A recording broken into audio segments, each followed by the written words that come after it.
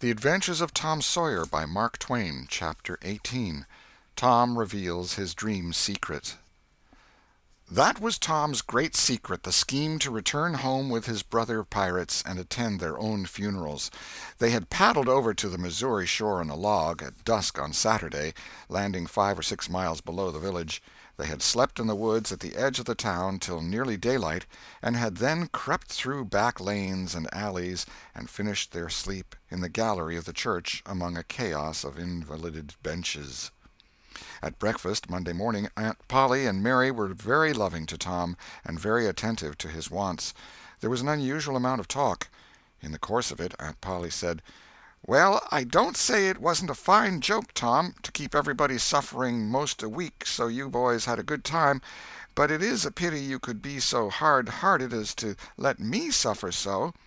If you could have come over on a log to go to your funeral, you could have come over and give me a hint some way that you warn't dead but only run off." "Yes, you could have done that, Tom," said Mary, "and I believe you would if you had thought of it." "Would you, Tom?" said Aunt Polly, her face lightening wistfully. "Say now, would you if you'd thought of it?" Well, I don't know.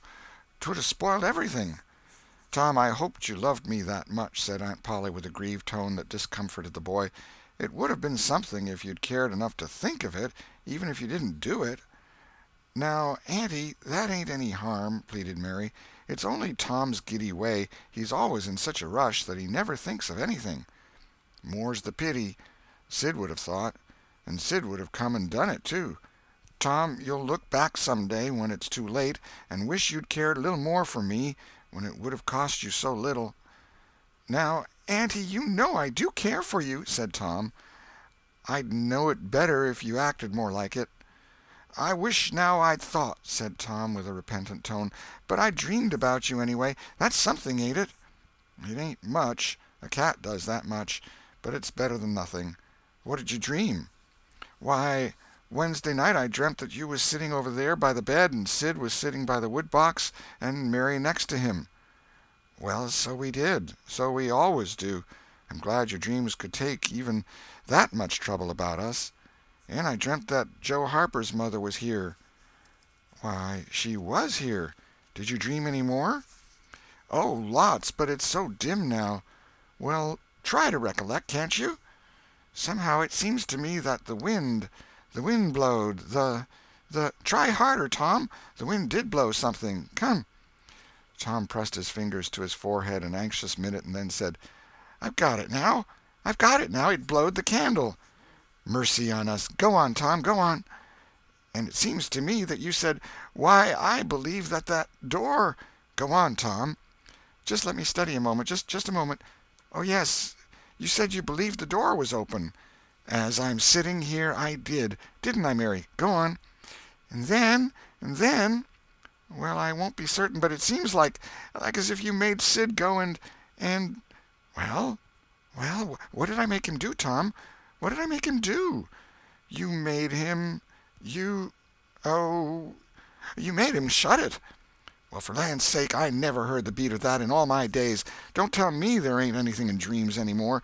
Serenity Harper shall know of this before I'm an hour older.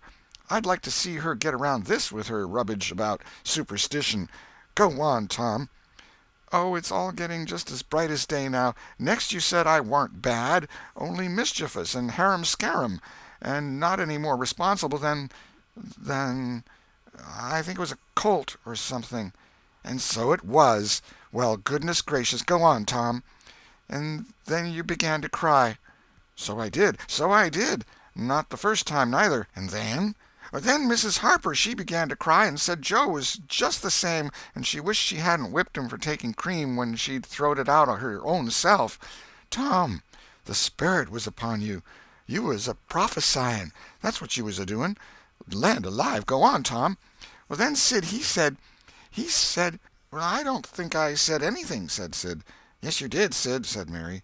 "Shut your heads and let Tom go. What did he say, Tom?" "He said—I think he said he hoped I was better off where I was gone to, but if I'd been better sometimes—" "There, d'you hear that? It was his very words." "And you shut him up sharp."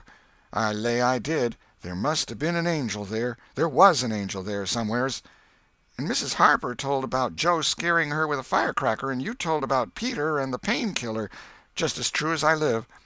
And then there was a whole lot of talk about dragging the river for us, and about having the funeral Sunday, and then you and old Miss Harper hugged and cried, and she went. It happened just so. It happened just so, as sure as I'm sitting in these very tracks. Tom, you couldn't have told it more like if you'd have seen it. And then what? Go on, Tom.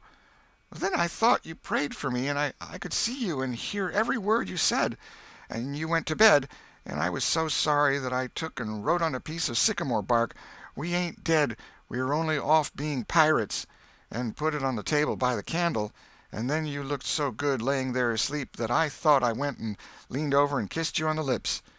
Did you, Tom? Did you? I just forgive you everything for that. And she seized the boy in a crushing embrace that made him feel like the guiltiest of villains. It was very kind, even though it was only a dream, Sid soliloquized, just audibly. Shut up, Sid. A body does just the same in a dream as he'd do if he was awake. Here's a big Milam apple I've been saving for you, Tom, if you was ever found again. Now go along to school. I'm thankful to the good God and Father of us all I've got you back. That's long-suffering and merciful to them that believe on him and keep his word, though goodness knows I'm unworthy of it. But if only the worthy ones got his blessings, and had his hand to help them over the rough places, there's few enough would smile here or ever enter into his rest when the long night comes. Go along, Sid, Mary, Tom. Take yourselves off. You've hindered me long enough. The children left for school, and the old lady to call on Mrs. Harper and vanquish her realism with Tom's marvelous dream. Sid had better judgment than to utter the thought that was in his mind as he left the house. It was this: pretty thin, as long as a dream is that, without any mistakes in it. What a hero Tom was become now! He did not go skipping and prancing, but moved with a dignified swagger as became a pirate who felt that the public eye was on him. And indeed it was. He tried not to seem to see the looks or hear the remarks as he passed along, but they were food and drink to him. Smaller boys than himself flocked at his heels, as proud to be seen with him and tolerated by him as if he had been the drummer at the head of a procession, or the elephant leading a menagerie into town. Boys of his own size pretended not to know he had been away at all, but they were consuming with envy nevertheless. They would have given anything to have had that swarthy, sun-tanned skin of his, and his glittering notoriety, and Tom would not have parted with either for a circus. At school the children made so much of him and of Joe, and delivered such eloquent admiration from their eyes, that the two heroes were not long in becoming insufferably stuck-up. They began to tell their adventures to hungry listeners, but they only began. It was not a thing likely to have an end, with imaginations like theirs to furnish material. And finally, when they got out their pipes and went serenely puffing around, the very summit of glory was reached. Tom decided that he could be independent of Becky Thatcher now. Glory was sufficient. He would live for glory. Now that he was distinguished, maybe she would be wanting to make up. Well, let her. She should see that he could be as indifferent as some other people. Presently she arrived. Tom pretended not to see her. He moved away and joined a group of boys and girls and began to talk. Soon he observed that she was tripping gaily back and forth with flushed face and dancing eyes, pretending to be busy chasing schoolmates, and screaming with laughter when she made a capture. But he noticed that she always made her captures in his vicinity, and that she seemed to cast a conscious eye in his direction at such times, too. It gratified all the vicious vanity that was in him, and so, instead of winning him, it only set him up the more, and made him the more diligent to avoid betraying that he knew she was about. Presently she gave over skylarking, and moved irresolutely about, sighing once or twice, and glancing furtively and wistfully toward Tom. Then she observed that now Tom was talking more particularly to Amy Lawrence than to anyone else. She felt a sharp pang, and grew disturbed and uneasy at once. She tried to go away, but her feet were treacherous, and carried her to the group instead. She said to a girl almost at Tom's elbow, with sham vivacity, "Why, Mary Austin, you bad girl, why didn't you come to Sunday school?" "I did come. Didn't you see me?" "Why, no. Did you? Where did you sit?" "I was in Miss Peters' class, where I always go. I saw you." "Did you? Why, it's funny I didn't see you. I wanted to tell you about the picnic." "Oh, that's jolly. Who's going to give it?" My ma's going to let me have one. Oh, goody, I hope she'll let me come. Well, she will. The picnic's for me. She'll let anybody come that I want, and I want you. That's ever so nice. When is it going to be? By and by, maybe about vacation. Oh, won't it be fun? You going to have all the girls and boys? Yes, every one that's friends to me, or wants to be, and she glanced ever so furtively at Tom. But he talked right along to Amy Lawrence about the terrible storm on the island, and how the lightning tore the great sycamore tree all to flinders while he was standing within 3 feet of it. "Oh, may I come?" said Gracie Miller. "Yes." "And me?" said Sally Rogers. "Yes." "And me too?" said Susie Harper. "And Joe?" "Yes." And so on, with clapping of joyful hands till all the group had begged for invitations but Tom and Amy. Then Tom turned coolly away, still talking, and took Amy with him. Becky's lips trembled and the tears came to her eyes. She hid these signs with a forced gaiety and went on chattering, but the life had gone out of the picnic now, and out of everything else. She got away as soon as she could, and hid herself and had what her sex call a good cry.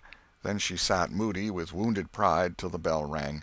She roused up, now, with a vindictive cast in her eye, and gave her plaited tails a shake, and said she knew what she'd do.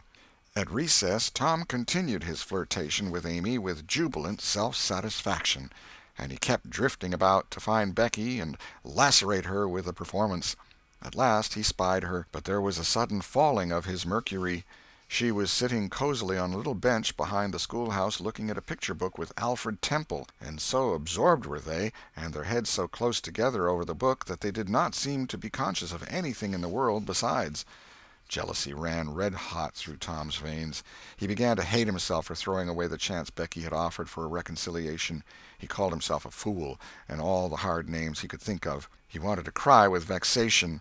Amy chatted happily along as they walked, for her heart was singing, but Tom's tongue had lost its function.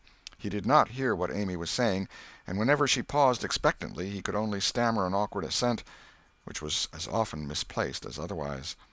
He kept drifting to the rear of the schoolhouse again and again to sear his eyeballs with the hateful spectacle there. He could not help it, and it maddened him to see, as he thought he saw, that Becky Thatcher never once suspected that he was even in the land of the living. But she did see, nevertheless, and she knew she was winning her fight, too, and was glad to see him suffer as she had suffered. Amy's happy prattle became intolerable. Tom hinted at things he had to attend to, things that must be done, and time was fleeting. But in vain. The girl chirped on. Tom thought, "Oh, hang her, ain't I ever going to get rid of her?" At last he must be attending to those things, and she said artlessly that she would be around when school left out, and he hastened away, hating her for it. Any other boy, Tom thought, grating his teeth, any boy in the whole town but that St. Louis smarty that thinks he dresses so fine and is aristocracy. Oh, all right, I licked you the first day you ever saw this town, mister, and I'll lick you again. You just wait till I catch you out. I'll just take and he went through the motions of thrashing an imaginary boy, pummeling the air and kicking and gouging. "Oh, you do you? You holler enough, do you? Now, then, let that learn you." And so the imaginary flogging was finished to his satisfaction. Tom fled home at noon. His conscience could not endure any more of Amy's grateful happiness, and his jealousy could bear no more of the other distress. Becky resumed her picture inspections with Alfred, but as the minutes dragged along and no Tom came to suffer, her triumph began to cloud, and she lost interest. Gravity and absent-mindedness followed, and then melancholy. 2 or 3 times she pricked up her ear at a footstep, but it was a false hope. No Tom came. At last she grew entirely miserable and wished she hadn't carried it so far.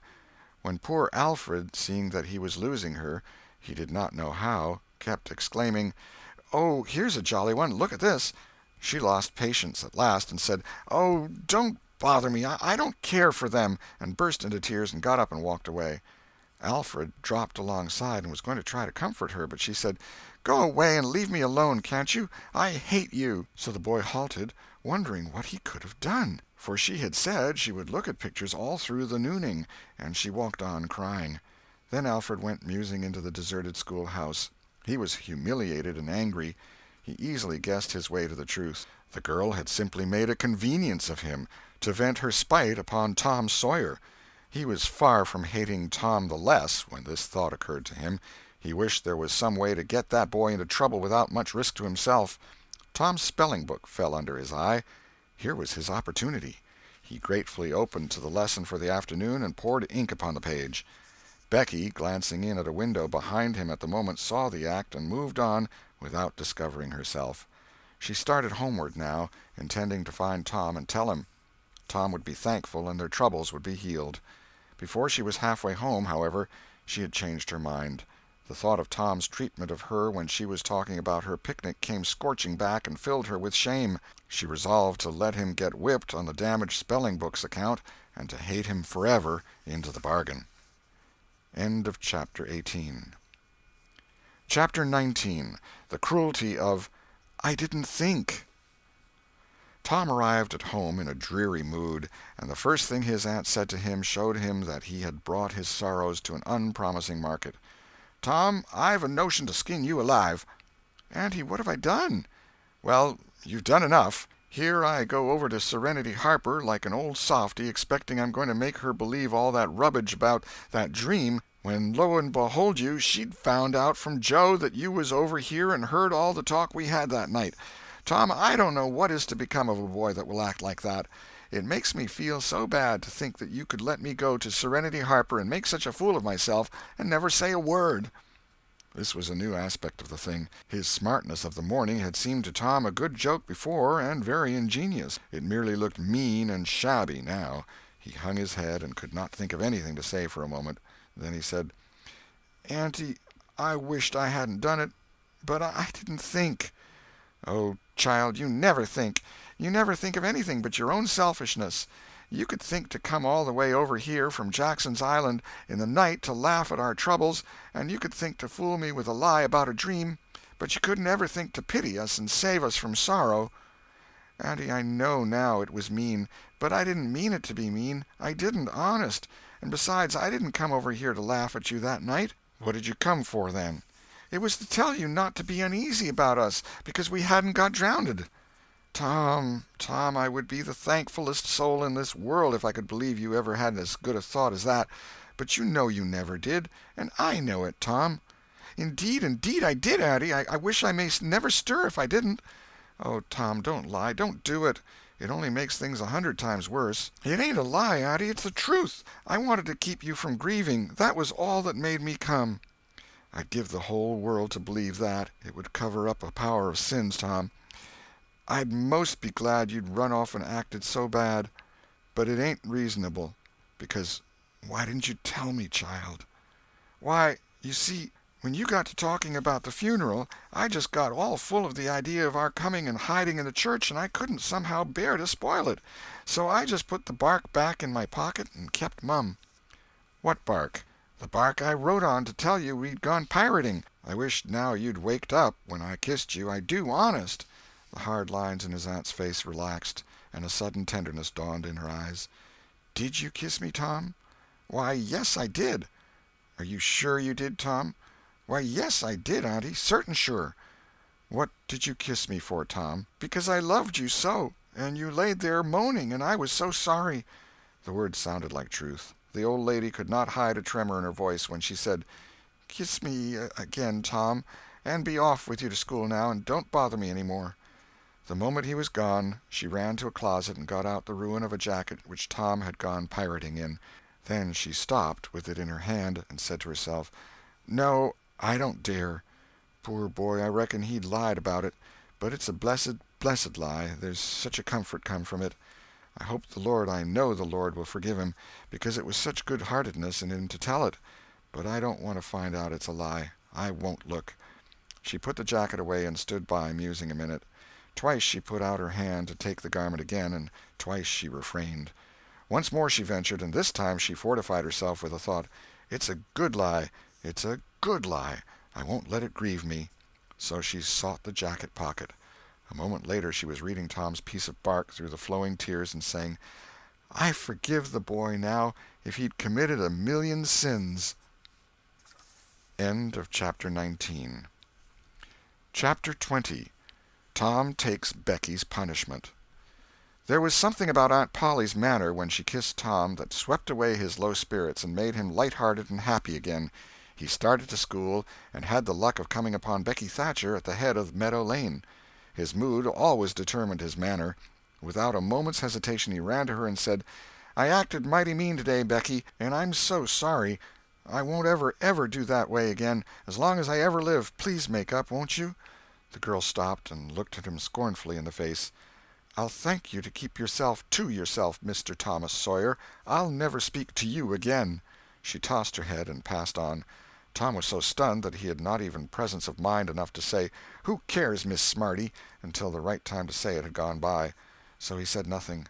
But he was in a fine rage, nevertheless. He moped into the schoolyard, wishing she were a boy, and imagining how he would trounce her if she were. He presently encountered her and delivered a stinging remark as he passed. She hurled one in return, and the angry breach was complete. It seemed to Becky, in her hot resentment, that she could hardly wait for school to take in, she was so impatient to see Tom flogged for the injured spelling-book. If she had had any lingering notion of exposing Alfred Temple, Tom's offensive fling had driven it entirely away. Poor girl, she did not know how fast she was nearing trouble herself. The master, Mr. Dobbins, had reached middle age with an unsatisfied ambition. The darling of his desires was to be a doctor, but poverty had decreed that he should be nothing higher than a village schoolmaster. Every day he took a mysterious book out of his desk and absorbed himself in it at times when no classes were reciting. He kept that book under lock and key. There was not an urchin in school but was perishing to have a glimpse of it, but the chance never came. Every boy and girl had a theory about the nature of that book, but no two theories were alike, and there was no way of getting at the facts in the case. Now, as Becky was passing by the desk, which stood near the door, she noticed that the key was in the lock. It was a precious moment. She glanced around, found herself alone, and the next instant she had the book in her hands. The title page, Professor Somebody's Anatomy, carried no information to her mind, so she began to turn the leaves. She came at once upon a handsomely engraved and colored frontispiece, a human figure, stark naked. At that moment a shadow fell on the page, and Tom Sawyer stepped in at the door and caught the glimpse of the picture. Becky snatched at the book to close it, and had the hard luck to tear the pictured plate half down the middle. She thrust the volumes into the desk, turned the key, and burst out crying with shame and vexation. "Tom Sawyer, you are just as mean as you can be, to sneak up on a person and look at what they're looking at. How could I know you was looking at anything? You ought to be ashamed of yourself, Tom Sawyer. You know you're going to tell on me, and what shall I do? What shall I do? I'll be whipped, and I never was whipped in school." Then she stamped her little foot and said, "Be so mean if you want to. I know something that's going to happen. You just wait and you'll see. Hateful, hateful, hateful!" And she flung out of the house with a new explosion of crying. Tom stood still, rather flustered by this onslaught. Presently he said to himself, "What a curious kind of a fool a girl is. Never been licked in school. Shucks, what's a licking? That's just like a girl. They're so thin-skinned and chicken-hearted. Well, of course I ain't going to tell old Dobbins on this little fool, because there's other ways of getting even on her that ain't so mean. But what of it? Old Dobbins will ask who it was tore his book. Nobody'll answer.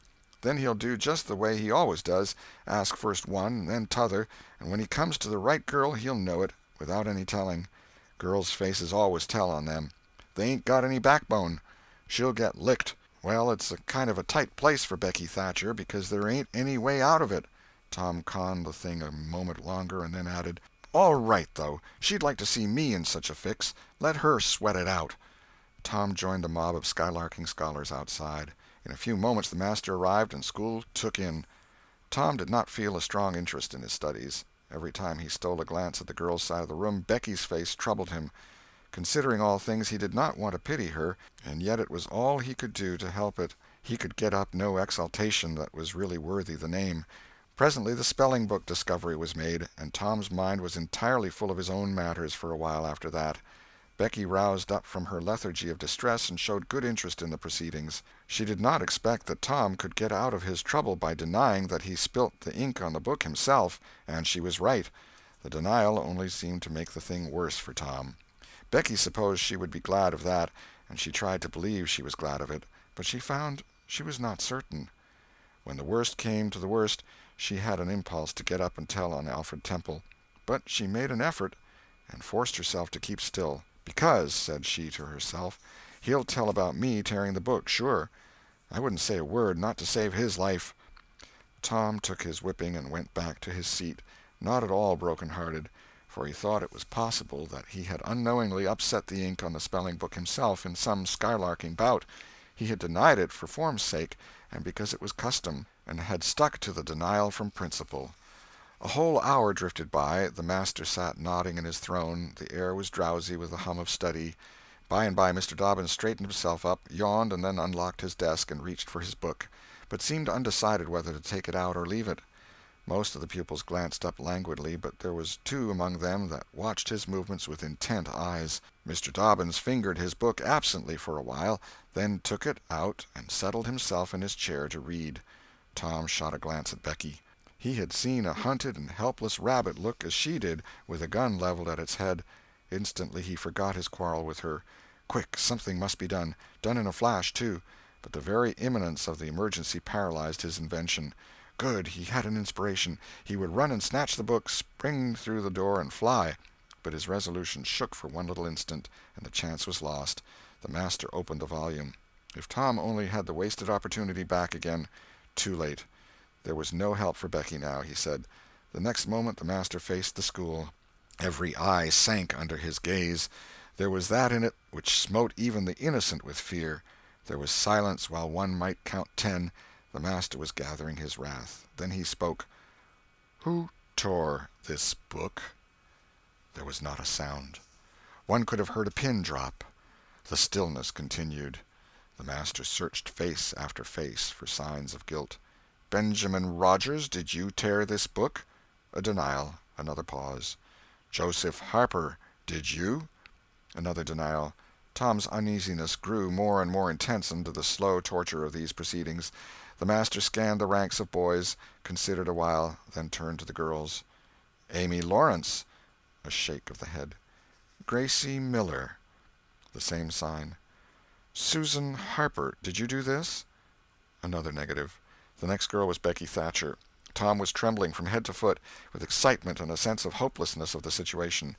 "Rebecca Thatcher." Tom glanced at her face. It was white with terror. "Did you tear—" "No, look me in the face." Her hands rose in appeal. "Did you tear this book?" A thought shot like lightning through Tom's brain. He sprang to his feet and shouted, "I done it!" The school stared in perplexity at this incredible folly. Tom stood a moment to gather his dismembered faculties, and when he stepped forward to go to his punishment, the surprise, the gratitude, the adoration that shone upon him out of poor Becky's eyes seemed pay enough for 100 floggings. Inspired by the splendor of his own act, he took without an outcry the most merciless flaying that even Mr. Dobbins had ever administered, and also received with indifference the added cruelty of a command to remain 2 hours after school should be dismissed. For he knew who would wait for him outside till his captivity was done, and not count the tedious time as loss, either.